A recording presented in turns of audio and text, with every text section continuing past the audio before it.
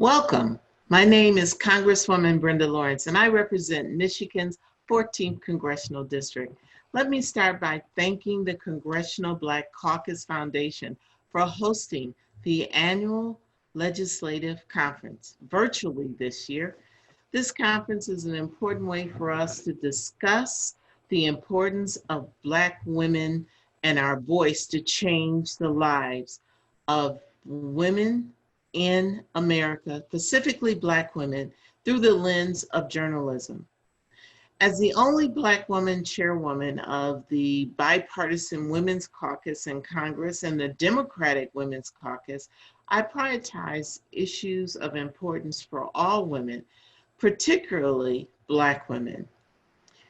In a study published by CARE, a global NGO with a focus on international development and humanitarian assistance, data show that of the national level committees established to respond to COVID-19, only 74% of the countries studied had fewer than 1/3 female membership. Think about that.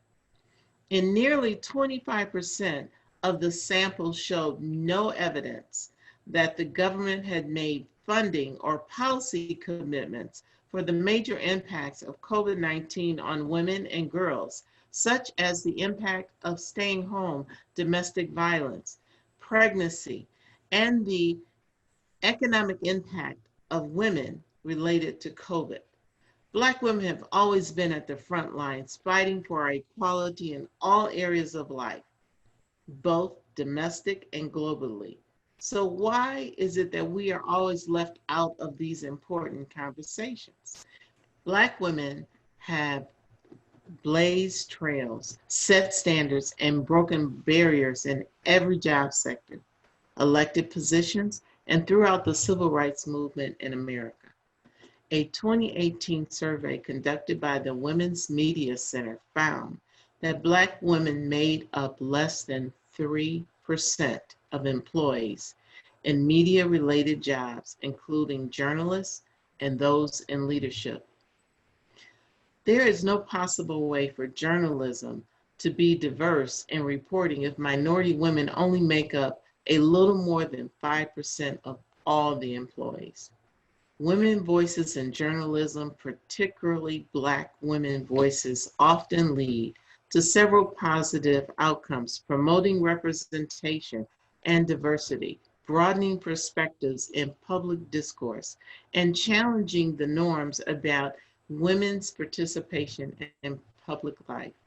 Today, we'll be exploring all of the realities that Black women in journalism face in their field and how they use their voices to change the experience of Black women. It is with great pleasure that I introduce a great champion for Black women in media, our moderator, April Ryan, White House correspondent.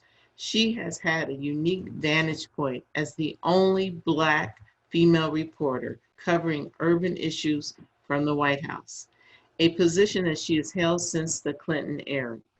Her position as a White House correspondent has afforded her this unusual insight into sensitive racial issues and the political struggles of our nation's last presidents. April is also a Washington, D.C. Bureau Chief for American Urban Radio Networks. It is my pleasure to give a warm welcome to you, April Ryan. I love you. I turn it over to you.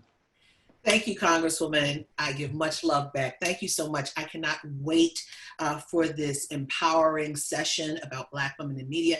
And Congresswoman, you are very empowering in what you do, and thank you so much. And I cannot start this without thinking about another Black woman Congresswoman who said, if you don't have a seat at the table, bring a folding chair. Yes. Shirley Chisholm, the late, great Shirley Chisholm, before there was Kamala and before there was Carol Moseley Braun. There was the late, great Shirley Chisholm in 1972. She was the first Black woman to run for president. And of course, there was Black media to cover this. So without further ado, I want to bring in this fantastic panel to discuss this topic and all that it encompasses. I want to start by introducing Juanita Davis-Slappy, Diversity Communications Manager at General Motors. Hello, Juanita. Karen Attia, Global Opinions Editor at The Washington Post. And Kat Stafford, the National Race and Ethnicity Writer at The Associated Press. Hello, ladies. How are you? Hello. Well, and yourself? I'm great. Thank you so much for joining. This is going to be a very empowering and informative panel. All the discussions I've been having of late are about how-to information and inspiring. And there are so many things that people need to understand at this moment in time, particularly when it comes to media, and particularly when it comes to people of color, particularly Black women. I am an advocate for the media. I'm an advocate for Black women, so mix them all together. I have a sweatshirt that says America needs journalists. I have a t-shirt saying Black journalists matter. And all of that is true, particularly in a moment like this. And Karen, I want to go to you for something really fast. And I'm thinking about this moment in time. In 2020, it reminds me of 50 plus years ago when LBJ was trying to figure out why was there unrest in cities like Watts and in New Jersey, Newark, New Jersey, and other places across this land. He put together an 11-member commission, the Kerner Commission, to come up with a report about this unrest, policing versus the community. It's cyclical. We see that again today. But at the end of that 11-member report, it talked about media, particularly Black media, having to be in the spaces and places to be able to ask questions and to get answers on a community that's so underserved, that still has the highest numbers of negatives in almost every category. Karen, talk to me about the need, the effort by the Kerner Commission and the need today for there to be Black people, particularly Black women, in these newsrooms to make these stories heard and for people to digest it, not just hear it, but to digest it and take it in. Yeah, thank you so much for the question, and thank you for having me. I mean, I'll just dive right in. You said it. It's a cyclical issue. So the Kerner Commission, like you said, specifically spoke about the need for more diversity in media and the need for more Black journalists, period. And I'm, speaking as a member of the Washington Post, even at that time, there was a huge lack of diversity at the Post and a lack of Black women. Anybody who wants to learn about that can read Dorothy Gilliam's book, Trailblazer, who was the first Black woman reporter at the Washington Post. So I stand in her shoes today when I say that in many ways, the Kerner Commission's aims and goals have not been fulfilled today. In fact, the American Society of News Editors in their report from 2009 to 2015 saw that the number of Black women journalists had dropped in newsrooms from something like 1,181 to 750. And as we speak now today, the American Society of News Editors puts together a diversity survey every year and asks newsrooms about their diversity numbers. And over the last several years, they've had so much trouble getting news organizations and outlets to respond that this year they suspended the study. So we're looking at a backsliding. We're looking at not learning the lessons of the Kerner Commission in many ways. And here we are asking again for more Black people, including Black women as we're going through a pandemic and racial uprisings, and a reluctance of this industry to do what it's supposed to do and have more of our voices on board. So, I'm quite, honored and recognize that I'm in a position of privilege there, but I'm frankly frustrated and angry that it's like, why do we have to keep telling you that we need to be in these rooms, in these newsrooms? Why do we have to keep telling you we need to be in the room where it happens as well? Mm-hmm. We bring something unique, a different texture, to the story. We bring the same story, but it has a little bit more flavor and life, I believe, when we tell it, because we are real. I think we give a more real perspective. That's just my personal opinion. But Kat, I want to talk to you about something that Karen alluded to, about why people are not necessarily hiring us. I've heard so many times in Washington that we, as in general, as Black people, are not stepping up to the plate to go into political reporting. We're not stepping up to the plate as you are now questioning us coming into the issue of investigative reporting. So what are you hearing? What are you seeing when it comes to that, particularly with Black people, and then going down into the weeds when it comes to Black women? So that's a great question, and thanks for asking. And whenever I hear that, I try to push back on it, because I've heard a lot of newsroom managers say that there's a pipeline issue. There is no pipeline issue. There are Black women, there are Black journalists all over this country that they can tap. There are people within their own newsrooms that they can promote into these positions, but often they don't. And the question is why? And before I transitioned into this national role, I was an investigative reporter at the Detroit Free Press. And I just remember I would go to these conferences and I would be the only Black woman in the room. And it's not just investigative reporting, as well, April, it's, political reporting. It's all of these specialized areas where we just don't see us.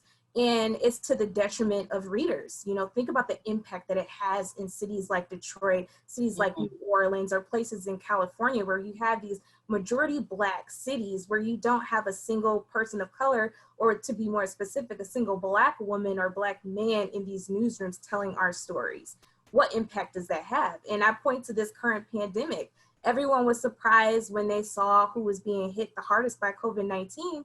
But if you would have asked a Black woman or a Black journalist, we would have told them there's no surprise when you look at the fact that systemic racism is rooted in this country. So it's just, to Karen's point, it's just sad, it's frustrating to know that so many years after the Kerner Commission, we are still having this discussion. So going to what you said, it's here we go again, yet another situation where we're always the last on the totem pole. And before I go to Juanita, quickly, Kat and Karen, what are your recommendations to change this dynamic for there to be more Black women in investigation reporting, more Black women in political reporting, more Black women editors? What is the solution for you, quickly? So if I can start with that, I think it's a broad base of solutions. I'm speaking as someone who works on the opinion and editorial side, so not strictly reporting. I think part of it is once you're in the rooms is pulling other people into the room. So, within the power that you have, the power that I have to say, let's find a Black woman to write an op-ed about this. Put Black women as quoted in your stories. Put Black women also as experts in your stories. True. Quoted from. So it's not just, in some ways, just who's doing the reporting. It's also who are we looking to as sources of knowledge? Who are we looking to for valuing their opinions, right? So I think it's that. And then it's also for us to pressure our newsrooms to say, this is what we need to do our jobs, because we have a responsibility to our readers. Our readers need to feel like they are heard and they are listened to, and they'll see that through the investment in Black women at all levels. Kat? And for me, I would say just invest in the people in your newsroom. We don't need diversity committees to tell us what the problem is. We know what the problem is. Let's use those funds and hire people. And once they're in the newsrooms, how do you retain them? That's the thing that I don't hear enough conversation around. Is you can hire all of the Black folks that you want, but if you're putting them into these toxic newsrooms, what problem are we really solving? So I would like to see newsrooms be more intentional with their hiring and retention efforts. I love that, be more intentional. And I think being more intentional means having the tentacles, like Karen said, having more people like Congresswoman Lawrence or other experts that look like us that can tell the story. And also reaching into those HBCUs with communications department, reporting departments, and also even some other schools, but to create that pipeline and to fix the problem that is here. So I want to go to you, Anita. As an advocate in the midst of this moment, as an advocate when people are looking at us in the press overall as, I hate to say this word, and it's a trigger word for me, fake. It's a trigger word for me, Juanita. I don't like it. How do you advocate for us with that? And then there's also when they're already calling media period fake, and then there's this distrust of Black people or any person of color. How do you advocate successfully to help keep us afloat? Education, bringing it to your team. We know in our own circles what's going on with Black media and Black issues, to what Kate said, but bringing that to the table when I had that opportunity to say, have we thought about this? Have we really drilled down to understand why COVID hit these target areas, such as Detroit? Beyond what we can do and knowing it, doing something about it. So from a GM perspective, if that's masks, if that's ventilators, if that's financially providing that investment to say, there's an issue, we can give our resources and our brain trust, but how can we fund, in GM's mind, the $10 million for social injustice? What can we do as a partner and an ally in keeping that drumbeat going? It's just not a one thing. We know it's cyclical. So as partners, how do we look beyond the moment right now to see how we can make that impact from a pipeline standpoint, and then sustaining employees such as myself to be empowered, to be a part of CBC, to be a proud HBCU graduate, and bringing, my pride to the table every day, allowing me to show up authentically so I can call on you, April, hey, we have something going on. How can you help us? The Vicki Thomases of the world, right? The Joy Reid. So having me not only as a resource, but to continue to educate the various things that they don't understand about our audience.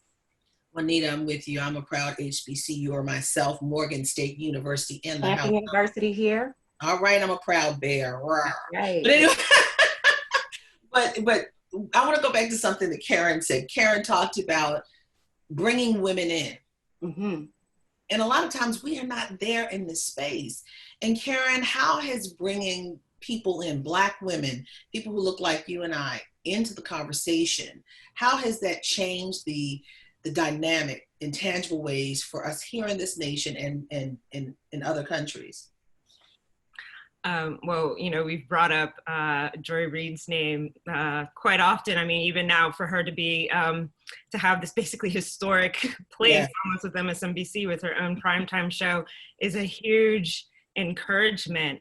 I think that, it's showing, I mean, we're talking about, having bodies and stuff in the room. It's not as if Black women aren't driving so many of our conversations, period. I mean, Black women are a force behind social media, a force behind culture, a force behind the arts. Black Twitter, Black Twitter, Vine, TikTok, whatever, that is young Black women. So like, it's our voices are there. And I think from my point of view, it has just been in some ways bullying my way into these discussions where I'm just like, we're not right on the story if we don't get the drivers, the women who are behind, whether it's, Angela Davis or these activists, the founders of Black Lives Matters are Black women. Three Black women. 3 of them, a holy trinity of Black women who have helped bring us to this moment right now. So if you want, I say over and over again, if we want to understand what is happening in this moment right now, whether it's COVID, whether it's race, whether it's defunding the police, we have to get those original voices. And I think for me, it's just, you just gotta be dogged about it. Like, you just gotta keep pitching. I mean, same for women writers. Anybody who wants to write, keep pitching us. Now you can pitch me. Keep writing, keep expressing, put yourselves on the radar.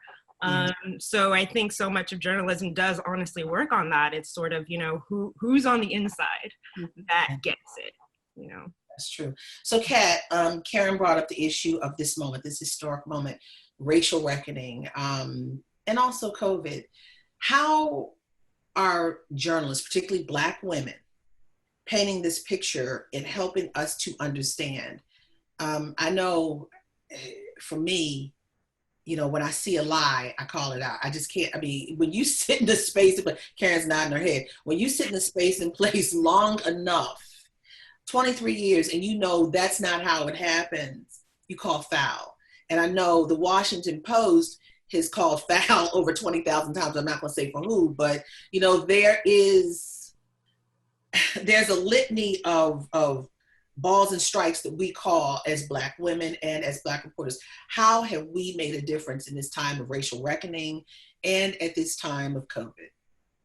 I think, to be blunt, we have been the ones, Black women, Black journalists, we have been the ones to link everything together to make sense and provide that level of nuance that I feel was missing, especially when the pandemic first hit. You know, a lot of the stories I was reading, it was like, oh, Black people are more likely to have these comorbidities. They're more likely to have diabetes or this or that, but no one was really linking back to why. And it goes back to, again, this systemic racism in this country that makes Black people more likely to live next to these industrial sites, that makes Black people more likely to live in food deserts. And Black journalists were the ones that were really to link all of that together and make sense of it. And looking, you know, toward the protests as well. I mean, this is years in the making. These protests that we're seeing right now, they're historic, but they're not new. You know, this is built on the backs of so much frustration within the Black community. And going back to Karen's point, I think it's because Black journalists have been intentional with who we are amplifying in our stories, which voices we're using, the sources that we're using in our stories. And, you know, I joke with my editor that I have a Rolodex literally of Black sources, people that I lean on as experts in my stories, because I want a Black doctor that can explain to me why a Black woman is more likely to die or why a Black child is more likely to die of infant mortality. I want a Black person who can explain how seeing countless Black men die at the hands of police is taxing on our mental health. I want the right voices in my story. So when you ask, you know, about Black journalists in this moment, we are the ones that are uplifting the right voices. Juanita, and all of you, you can jump in, but do you think that it's harder to right now, even in this moment where race is on the table? Race has always been on the table. I believe the dynamic is race and money touch everything. I do. But now with this, is it harder to get Black voices out there at this moment compared to maybe a year ago? That's heavy. I would say possibly harder because we're more passionate right now. I think when they don't want to hear our passion.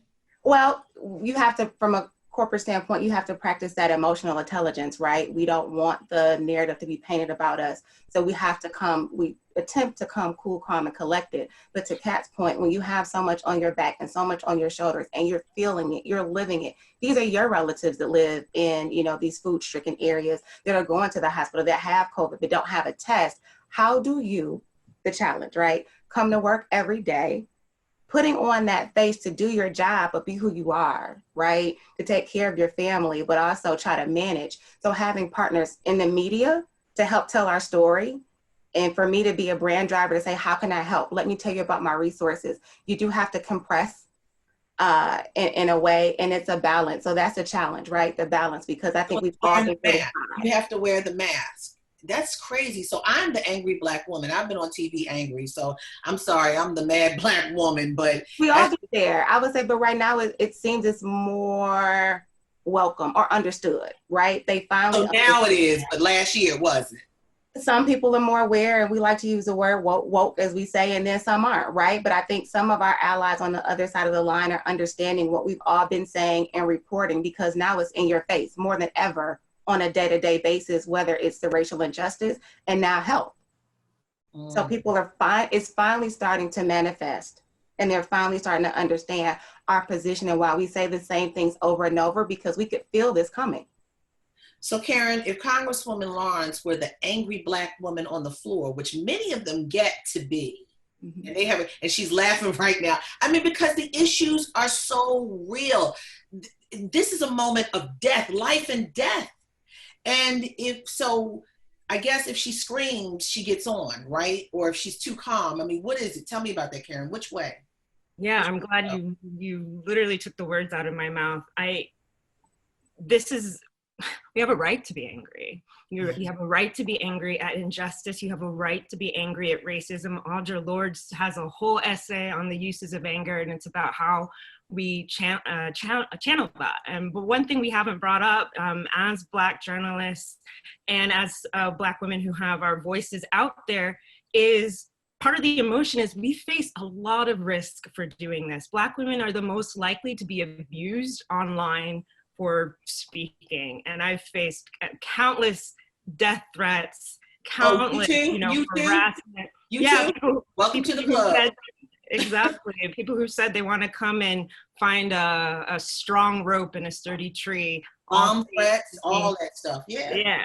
So we are facing, what we're doing comes at more risk than our white female counterparts, than our white male counterparts, than our Black male counterparts. So we are speaking often without the protections. And so this too is also about protecting the voices and the journalists that we do have, because right now it's actually kind of a dangerous time. We are seeing not kind of, it's life or death. It's whether it's COVID, whether it is racism, whether it's the fact that we're seeing violence against the streets, people who really want that race war. I'm concerned, but we speak anyway. We do our jobs anyway. You are on my street. You called it a race war. I called it a race war. People try to say, oh, no. At the issue is Black Lives Matter. No matter, and you have a faction on one side that is predominantly white, and then a faction on another side that is all races, but it's about Blackness, the survival of Blackness. So that's a whole nother story. But, and I want to ask you one more, and I'm gonna go back to Kat. Do you believe, as someone who's gotten death threats, you and I are in a sisterhood that we don't need to be in, okay? Let's say that. And no matter, even if you know that the death threat is just a way to try to scare you, it still leaves residue. Yeah. With that, do you find a difference? And this is, people who are watching this is real. Do you find a difference when your white female counterpart asks the same question or speaks the same way or says the same thing that you do, and they don't get a death threat, but you do? My question is, why is there a difference?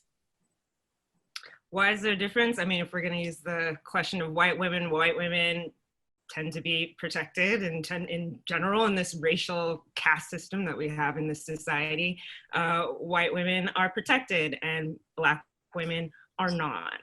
And in many ways, Black women, you know, as I've read before, we are at the nexus of sexism and racism. So we're seeing things from a perspective where we don't have the luxury or the facade of like sugarcoating stuff. We're seeing the truth of like how this country and how this world can be.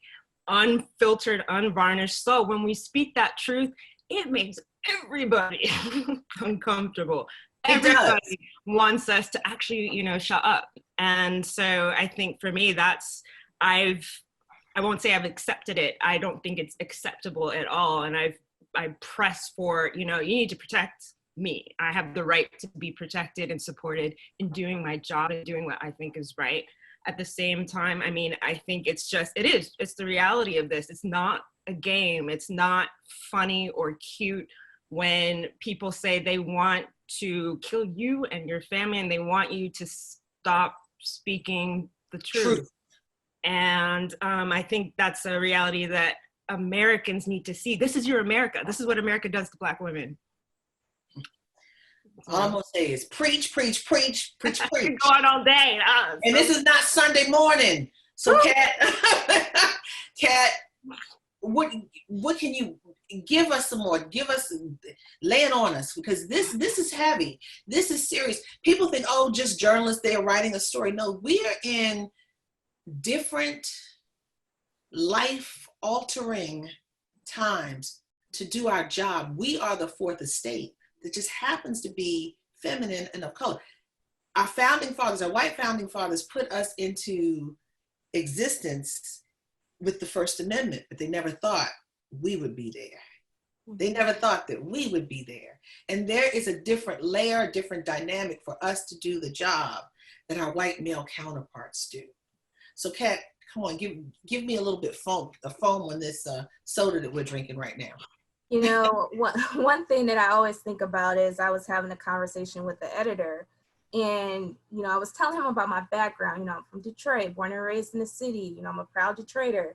And he was like, oh, that's great, but how can you be objective when you're covering Black people and communities of color? And I was so stunned. I didn't know what to say at that moment, but how many of us face that? How many of us as Black women journalists get that level of scrutiny that is not applied to our white colleagues?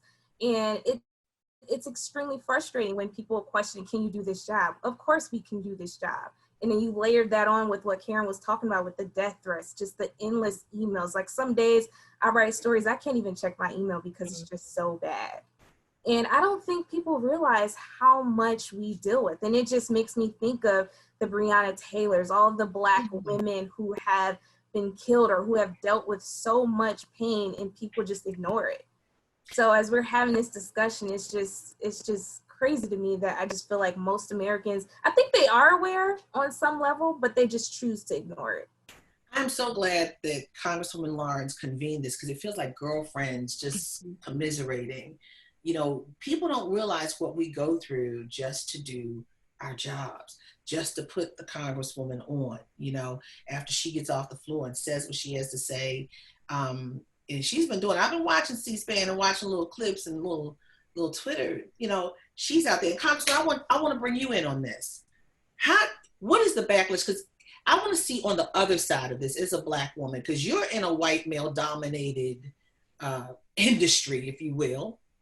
What is the backlash when you get up there and you are very emotional to press a point home about an issue of life or death?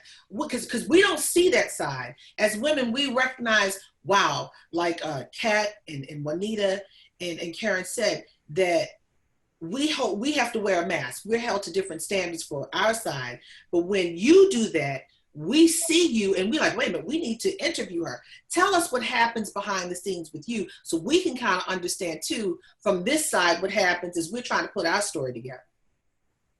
I want to be on the record. Something that motivates me continuously is unbossed and unbought. Mm-hmm. And when it gets to the point, and all of us on this panel know, there's a certain times in our life we've been confronted where I cannot be quiet. I cannot not speak up. Sometimes we've even asked permission and, nah, that's not a real issue, or we don't need to talk about that. What is so powerful is when you have that, I call it the legacy of being a Black woman in America. Our history, those women, we stand on their shoulders, the tears they cried, the prayers that they prayed. And you say, I cannot be silent, because you're looking at your babies, you're looking at your family, and you knowing if not you look around the room, no one else is going to say anything. And what's so powerful is when you reach that point and you stand up because you have something to say. It's different when you're just running your mouth all the time. And I will say this to any young Black woman: understand the power of your words. And when I stand up at that point, I really am not concerned with your reaction to it, because I know you need to hear it. And I so often get, thank you. Wow, that was helpful to me. I was thinking that, but nobody was saying anything. So that's why we are having this conversation. Anita knows in corporate America, you look at so many Fortune 500 companies and the board of directors are all white men, all in the same age bracket. How in the world can you lead a global company when your perspective is so narrow? It's in a box. And so today, I just want to thank you all so much. And April, thank you. If I can ask you, April, to facilitate this closing question: who motivates you? Who has rocked your boat enough to say, I can stand up and I can use my voice? And April, I'll start with you. Oh, wow. Who has motivated me? I can use my voice.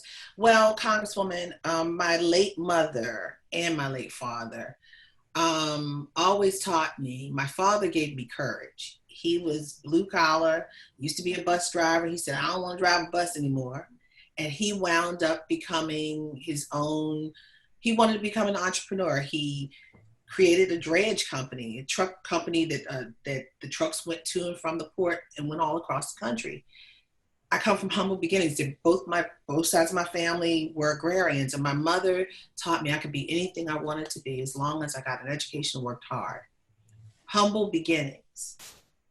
But my parents, I was born in '67, not long after the Civil Rights Act, the Voting Rights Act, and just before the Fair Housing Act, and just before Dr. King was assassinated. So I'm that kid who realizes the struggles that my parents had, the civil rights moments. And they gave me the wind beneath my wings to say, I can ask questions and to be in these unique perches that we all sit in. You know, I'm 5 generations removed from a slave, understanding that the Kerner Commission wanted me there. Okay. I'm not an activist, but I'm doing what the Kerner Commission called for. I also understand that when you are put in lofty perches, you have to ask questions for the people. It's not about you. But this is where it's personal for me. I say, I am my brother's keeper. No, I am my brother. I am my sister's keeper. No, I am my sister. And before I came to the White House, you weren't hearing a lot of matters of race there. And I'll never forget when I got there and I started asking questions of race 23 years ago. They said, oh, she's militant. What's militant about asking about the Black farmers not getting their money for discrimination from the Department of Agriculture when Bill Clinton promised? What was the problem with me asking when Bill Clinton had a race initiative about an apology for slavery and reparations? That was 23 years ago. So now, and look at everything that's transpired. What's wrong with me asking Sarah Huckabee Sanders at the time, does the president realize why Colin Kaepernick is taking the knee? You know, it matters. And we have to be a community, I believe, that still has to understand we have to ask those questions as it pertains to us. Look at what's happening in 2020 to our community. So as long as I have breath and as long as God has blessed me, I believe being in this household, the household of my late parents, gave me the responsibility to say, keep going and doing it, because I'm never going to let anybody take that away from me, no matter what. Thank you. Jennifer. Anita. For me, I thought about this long and hard. I would say my namesake, my great-grandmother, Juanita Talbert. I did not have the pleasure of physically meeting her, but hearing the stories of how she was the rock of our family. People still talk about the things that she's imparted to our family and our thinking and what we've done. And she was an orphan. So I think about our roots from Atlanta coming to Detroit to start a life. And if I'm named after such a powerful and influential woman that we talk about to this day, like she's still here, and I get to carry her name, the power of carrying her legacy empowers me. I feel such an anointing from my family that my mom kept the name for me and told them that I'm going to have a Juanita. So to carry that torch of strength and perseverance and to be resourceful, and then to come to GM and be a second generation automotive employee when my grandfather worked on the line, okay, and now I'm in the towers, is such a moving part of me to lean on my family and that legacy and carry that torch. Kat. I guess for me, my parents too, my dad grew up in Detroit's Black Bottom. He was born in 1940, and they taught me and they introduced me to the first form of community-based journalism when he was our neighborhood Black Club president. And that was my first intro into journalism, and that's when I knew I wanted to do it. But specifically in journalism, I think of Ida B. Wells, the Gwen Eiffels, and locally I think of Rochelle Riley, people like that just seeing them and knowing that representation existed even that, long time ago, it was transforming. It just changed my life. So when I think about those people, and I think about people in the city of Detroit and other places that lean and look to journalists to tell their stories, I can't think of anything else that I would rather be doing right now. Karen. No pressure. Well, I think I would say, to continue along this line, I love how Juanita, Kat, and April have talked about like sort of a generational ancestral line from the women in our family. And, I'll say I'm from an immigrant background. So my mother is half Nigerian, half Ghanaian, and my father is Ghanaian. And my mother and her family escaped a civil war in Nigeria, one of the worst atrocities on the African continent. And were not able to sort of pursue a lot of the dreams that they wanted. And so I feel like I literally come from war survivors, like in my blood. Like there are times where I feel that. And so on that back, my mother just always said, you are a voice. You're a voice. No matter what happens, like protect your voice at all costs. And so I would say there's that. But even, you know, April sitting here, she might not even remember, but like some people, you know, may know that I was the editor of Jamal Khashoggi, who was killed almost 2 years ago in the Saudi consulate in Istanbul. In April, I remember like in some of those early days, I encountered you in some of those green rooms at CNN when I was like, I don't know, like, how do I speak up for this? How do I help advocate for this man? I think often Black women, we find ourselves speaking up for so many people, you know, who are different than themselves. So Seeing it in New York. It was seeing it in New York. Exactly. And you were just like, here's my number, here's my email, what can I do? And then I saw you months later, a second time at a Washington event, and there was a certain White House official who was in the room who's connected to this case. And I was nervous about asking this senior White House official a question, and you were there, and you're like, Karen, just do it. Just let them know, let them see you. Let them know that you're here and that you are representing Khashoggi. And it was in that moment that you gave me the strength to go up and just, you know, talk to them and just say, you know what, we're still watching you and how you're responding to this case. And so I think, you know, with that, it's like, it's also the women along the way. You might not even know that you are empowering somebody with just a couple of sentences, but April, I'll say with you, like that, there were few people during that time that really were like, Karen, you can do this, you got this, like stand up. It hurt you, it was very impacting to you. And I heard for you, I heard for us as a community, and I heard for you, because that was, I remember at CNN, we didn't know for sure as of yet.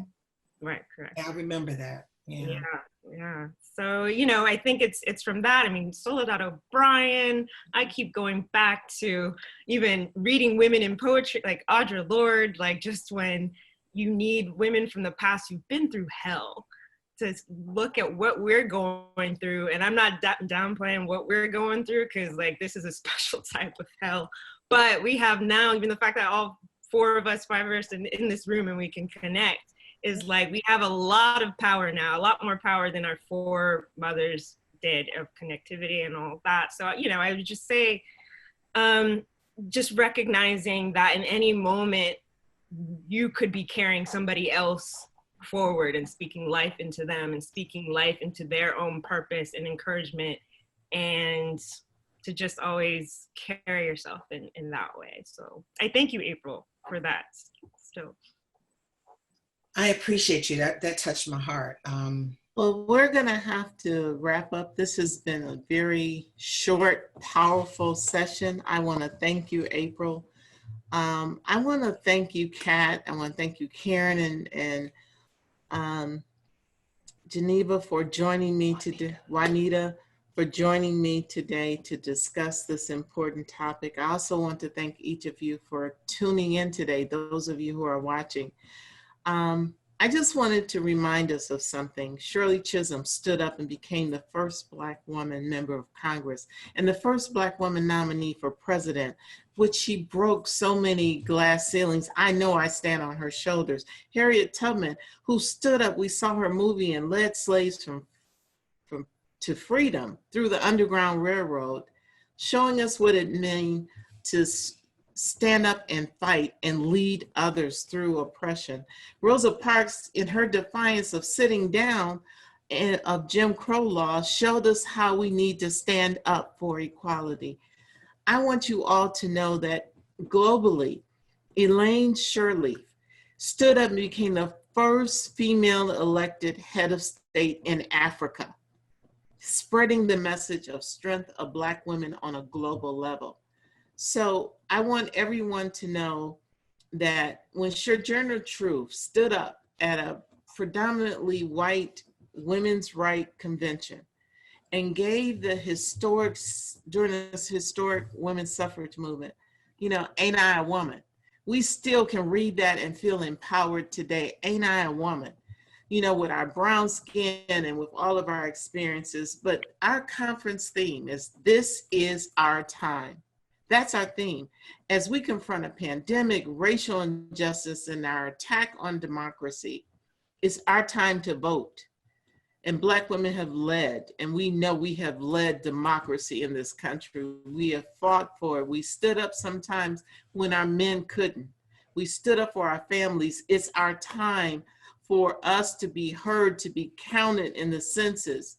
Black women, it's our time to use our voice. And that's the whole purpose of this panel. These amazing women who today have stepped up to share their story with you, empower, hopefully, those women that know you have something to say, unbossed and unbought. And for every little Black girl that looks up at us, read our story, see our lives, they will be motivated as the women who came before these women on this panel and showed us how to use our strength. I want to thank you again. I hope you all stay safe, stay healthy. I know I can count on you to vote. And this is our time. Black women, let's do this. God bless you. Thank you all. Thank you.